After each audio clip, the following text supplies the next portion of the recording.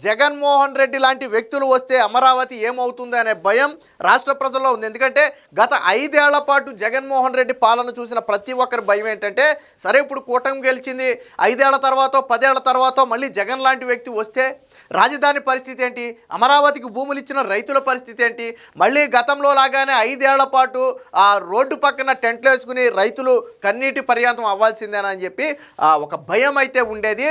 So ఆ భయానికి చంద్రబాబు గారు స్వస్తి చెప్పారు.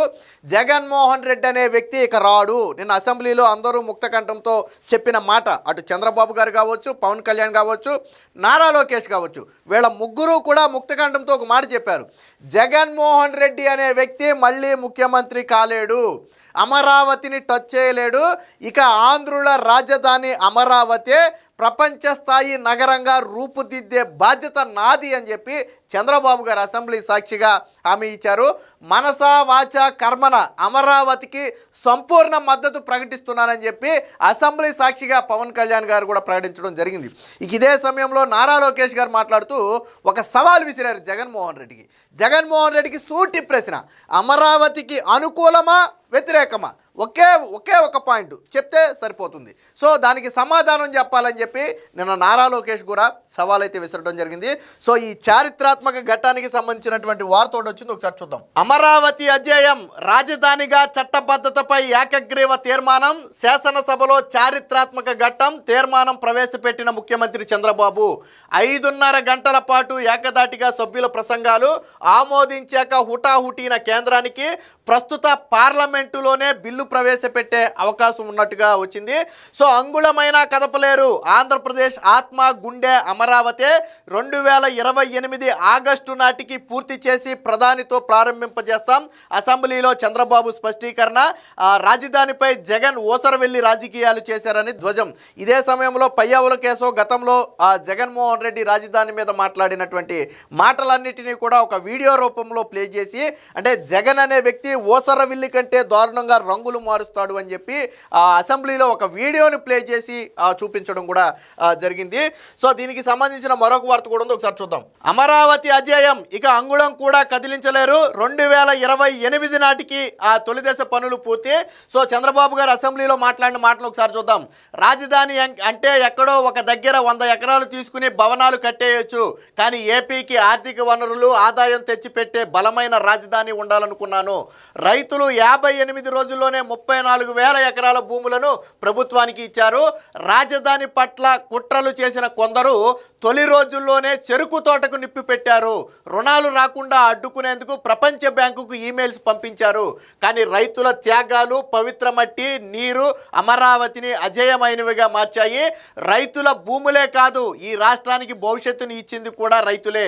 సో ఆ రైతులకు శిరస్సు వంచి పాదాభివందనం చేస్తున్నానని చెప్పి చెప్పారు. ఇక పవన్ కళ్యాణ్ గారు మాట్లాడుతూ, ఒక రాజకీయ నాయకుడు వచ్చే ఎన్నికల గురించి ఆలోచిస్తారు, విజనరీ లీడర్ వచ్చే తరం గురించి ఆలోచిస్తారు. ఆ దార్శనికత ఉన్న చంద్రబాబు హైదరాబాద్ను అలాగే అభివృద్ధి చేశారని చెప్పి చంద్రబాబు గారి గురించి గొప్పగా చెప్పడం జరిగింది. సో ఇక లోకేష్ గారు కూడా మాట్లాడారు ఇక్కడ. ఆనాడు జగన్ అబద్ధం చెప్పి అధికారంలోకి వచ్చారు. తాను ఈ ప్రాంతంలోనే ఇల్లు కట్టుకున్నానని, అమరావతి రాజధాని అక్కడికి వెళ్ళిపోదని చెప్పారు. అబద్ధం చెప్పి 151 సీట్లు గెలిపించారు. గెలిచిన వెంటనే ప్లేట్ ఫిరాయించారు. 3 రాజధానుల పేరుతో 3 ముక్కలాట ప్రారంభించారు. అమరావతిని నాశనం చేశారని చెప్పి నిన్న నారా లోకేష్ గారు కూడా మాట్లాడటం జరిగింది. సో భూములతో పాటు భవిష్యత్తుని ఇచ్చిన రైతులు, అందుకే అమరావతి మన శాశ్వత రాజధాని. స్వయాభివృద్ధి పద్ధతిలో రాజధాని నిర్మాణం, ఒకే రాజధాని, అభివృద్ధి మాత్రం వికేంద్రీకరణ. అమరావతితో పాటు విశాఖ, తిరుపతి కూడా మెగా సిటీలే. తీర్మానానికి మద్దతు ఇచ్చిన అందరికీ కృతజ్ఞతలు. అసెంబ్లీలో సీఎం చంద్రబాబు ఉద్ఘాటన. సో ఇది పూర్తిగా అమరావతి మీద మీ వైఖరి ఏంటని చెప్పి నారా లోకేష్ ప్రశ్నించడం. సో మనసా వాచ కర్మణ అమరావతికి మా సంపూర్ణ మద్దతు పవన్ కళ్యాణ్, ఇది మనస్ఫూర్తిగా ఇస్తున్న మాట. వైసీపీ వాళ్ళు మళ్ళీ రారు, వచ్చినా ఏమీ చెయ్యలేరు. హైదరాబాద్ లాగే ఆంధ్రప్రదేశ్ను కూడా అభివృద్ధి చేయాలి, అసెంబ్లీలో డిప్యూటీ సీఎం ఆకాంక్ష. సో అందరూ కూడా నిన్న ముక్త కంఠంతో చెప్పింది ఏంటంటే అమరావతి రాజధాని. దీని మీద వైసీపీ నిన్న ఈ బిల్లుకి వాళ్ళు మద్దతా వ్యతిరేకమా అనుకూలమా అనేది చెప్పకుండా డొంక తిరుగుడు సమాధానాలు చెప్తూ సాక్షిలో కథనాలు రాశారు. దాని మీద సపరేట్గా ఒక వీడియో చేస్తేనే కానీ అది అర్థం కాదు.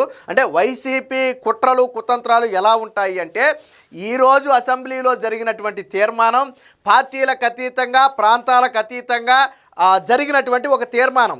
ఆంధ్రప్రదేశ్ అనే ఒక రాష్ట్రానికి అమరావతి రాజధానిగా ఉండాలి, ఉంటుంది అని పార్లమెంటులో కూడా దీని మీద సవరణ చేయాలని చెప్పి ఒక తీర్మానాన్ని ఆమోదించారు. నిన్న స్పీకర్ గారు కూడా ప్రారంభంలో ఒక మాట చెప్పారు, అయ్యన్న పాత్రుడు గారు. ఏంటంటే, ఈరోజు మనందరం చరిత్రలో మిగిలిపోతాం. ఎవరైతే ఈరోజు జరిగే ఈ చర్చలో పాల్గొంటున్నారో, ఈ తీర్మానంలో పాల్గొంటున్నారో, ఖచ్చితంగా భవిష్యత్తులో మనం ఎల్లకాలం ఉండకపోవచ్చు, కానీ భవిష్యత్తులో ఈరోజు జరిగినటువంటి చర్చ తీర్మానం చరిత్రలో లిఖించబడుతుంది. మనందరం కూడా అదృష్టవంతులుగా భావించాలి.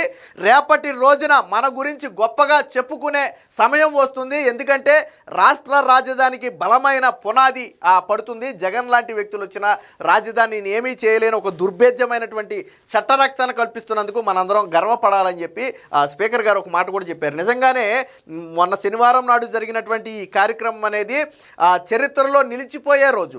భవిష్యత్తులో జగన్మోహన్ రెడ్డి కాదు కదా, రాజారెడ్డి మళ్ళీ ముఖ్యమంత్రిగా వచ్చినా సరే, జగన్మోహన్ రెడ్డి తాతే రాజారెడ్డి అంటే అరాజకవాది అని చెప్తుంటారు. అలాంటి వ్యక్తే రాష్ట్రానికి వచ్చినా సరే అమరావతిని అంగుళం కూడా కదపలేరు, 3 రాజధానుల నాటకం ఆడలేరు. దీని మీద జగన్ స్టాండ్ ఏంటో చెప్పకుండా తప్పించుకునే ప్రయత్నం అయితే చేశాడు. ఏది ఏమైనా మొత్తంగా ఆంధ్రుల ఏకైక రాజధాని అమరావతి. అమరావతి అంటే దేవతల రాజధానిగా చెప్తారు. చంద్రబాబు గారు మొదటి నుంచి చెప్తున్న మాట ఒకటే, ఇప్పుడు కూడా 2028 నాటికి తొలి దశ ఖచ్చితంగా పూర్తి చేస్తామని ఒక స్పష్టమైన హామీ ఇచ్చారు. ఎందుకనంటే ఆల్రెడీ అమరావతి పనులు శరవేగంగా జరుగుతున్నాయి. జగన్మోహన్ రెడ్డి సహకరించుంటే ఆయన ముఖ్యమంత్రిగా ఉన్నప్పుడే తొలి దశ పనులు పూర్తయిపోయాయి. కానీ చంద్రబాబు నాయుడికి ఎక్కడ పేరు వస్తుందో, ఇప్పుడు హైదరాబాద్ అంటే చంద్రబాబు నాయుడు పేరు ఎలా వినపడుతుందో, ఇప్పుడు ఈయన ఆంధ్ర రాష్ట్రానికి ముఖ్యమంత్రి అయినా తెలంగాణలో చంద్రబాబు గారి పేరు మారుమోగుతుంది. ఎందుకనంటే గతంలో హైదరాబాద్కి చేసినటువంటి డెవలప్మెంట్ అలాంటిది. సైబరాబాద్ లాంటి ఒక సిటీని సృష్టించినటువంటి వ్యక్తి చంద్రబాబు గారు. అది ఎవరు కాదనలేని సత్యం. ఈరోజు హైదరాబాద్ ఆదాయంతో ఎంటైర్ తెలంగాణ స్టేట్ మొత్తం కూడా నడుస్తుందంటే అతిశయోక్తి కాదు. చంద్రబాబు గారు ఇందాక మనం మాట్లాడినప్పుడు కూడా చెప్పింది అదే. ఆర్థిక వనరులు ఉన్నటువంటి బలమైన రాజధాని కావాలి. మామూలుగా రాజధాని అంటే ఒక 100 ఎకరాలు తీసుకుని బిల్డింగ్స్ కట్టేయచ్చు, కానీ బలమైన ఆర్థిక రాజధాని రేపటి రోజున దేశంలోనే మేటిగా మారాలి, ప్రపంచంతో పోటీ పడాలి అంటే బలమైన ఆర్థిక శక్తి, ఆర్థిక వనరులు ఉండాలి అంటే దానికి ఖచ్చితంగా ల్యాండ్ ఎక్కువ ఉండాలి. ఈ ల్యాండ్ ఎక్కువ ఉండాలనే దానికి జగన్ కూడా అంగీకారమే. గతంలోనే 30,000 ఎకరాల్లో అమరావతి కట్టడంలో మాకు ఎటువంటి అభ్యంతరం లేదని చెప్పి గతంలో అపోజిషన్లో ఉన్నప్పుడు జగన్మోహన్ రెడ్డి అసెంబ్లీ సాక్షిగా ఒప్పుకున్నాడు. సో దానికి కూడా ఎవరు వ్యతిరేకం కాదు. ఇప్పుడు వీళ్ళు సన్నాయి నొక్కులు నొక్కుతున్నారు, కానీ గతంలో చంద్రబాబు గారు కడతానన్న 30,000 ఎకరాలకు వీళ్ళకి అనుకూలమే. పోనీ చంద్రబాబు గారు అమరావతిలో అవినీతి చేశారు అంటే వీళ్ళు 5 ఏళ్లలో కనీసం ₹1 అవినీతి నిరూపించలేకపోయారు. సో కాబట్టి వీళ్ళు చెప్పేవన్నీ కూడా కేవలం తప్పించుకునే మాటలే తప్ప వాస్తవాలు కాదు.